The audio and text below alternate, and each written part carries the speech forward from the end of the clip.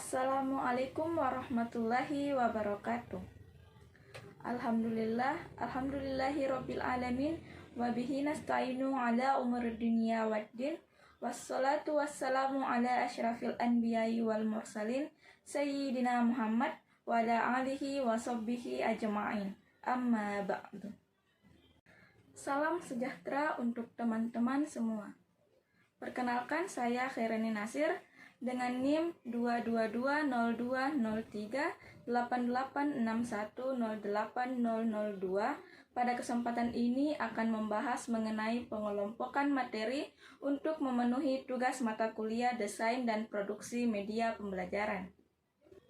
Nah, sebelum memasuki materi, yang pertama yang perlu kita ketahui adalah apa itu media. Media merupakan suatu alat yang digunakan untuk menyampaikan informasi. Sedangkan media pembelajaran adalah alat yang digunakan untuk menyampaikan materi pembelajaran dari guru kepada peserta didik. Adapun ragam media yang pertama adalah media sederhana. Media tidak selalu berhubungan dengan sesuatu yang mahal. Media dapat dibedakan berdasarkan dengan keadaannya, yaitu yang pertama media yang canggih.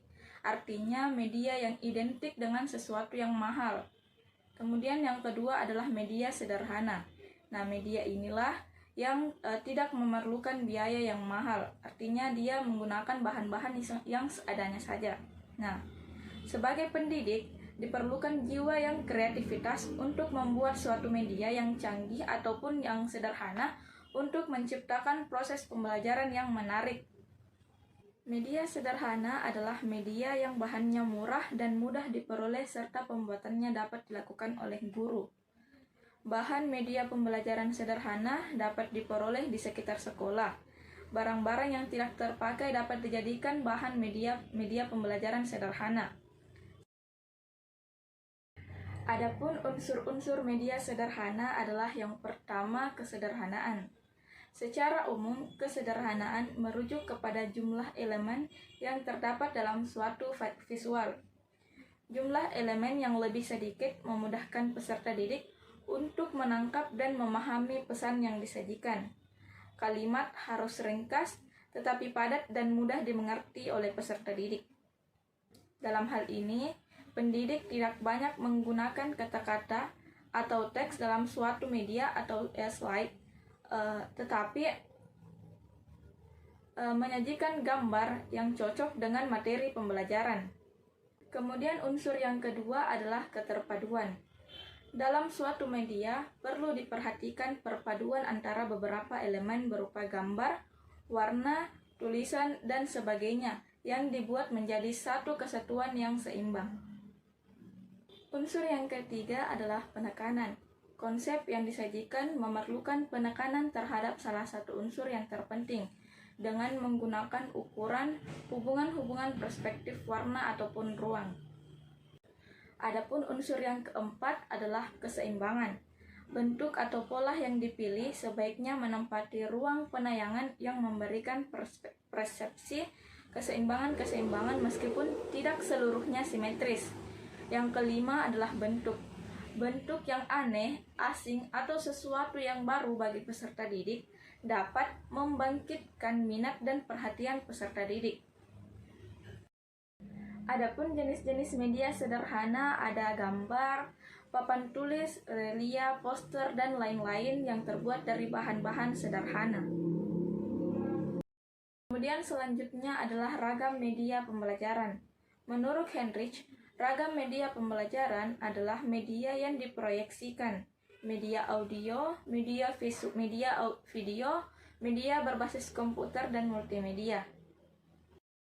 Adapun macam-macam media pembelajaran, yang pertama media audio, seperti contohnya radio, telepon, tape recorder. Kemudian yang kedua media visual, contohnya foto, ilustrasi, bagan, ataupun diagram. Kemudian yang ketiga media audio visual, contohnya TV. Kemudian yang keempat media serbanika, merupakan suatu media yang disesuaikan dengan potensi di suatu daerah, di sekitar sekolah ataupun di lokasi lain di masyarakat yang dapat dimanfaatkan sebagai media pembelajaran. Dalam hal ini contohnya adalah papan tulis.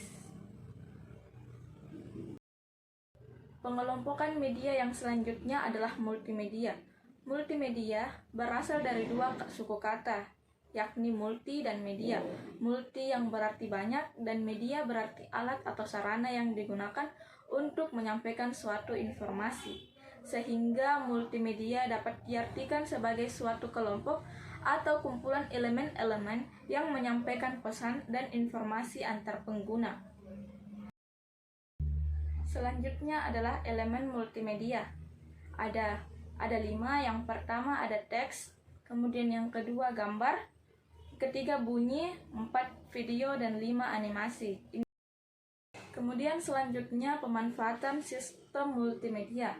Pemanfaatan multimedia di berbagai bidang multimedia ini tidak hanya digunakan dalam bidang informatika saja, tetapi juga dapat digunakan dalam bidang pendidikan, seperti sebagai alat penyampai materi. Dalam hal ini sebagai media pembelajaran. Media pembelajaran dapat memanfaatkan multimedia untuk menyampaikan materi pembelajaran dengan mudah dan cepat dengan memperhatikan kelima elemen multimedia. Itulah materi yang dapat saya sampaikan pada kesempatan ini.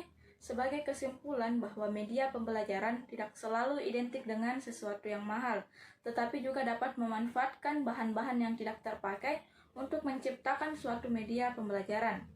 Serta dalam media pembelajaran juga dapat memanfaatkan multimedia untuk menciptakan suatu media pembelajaran yang lebih mudah dan cepat.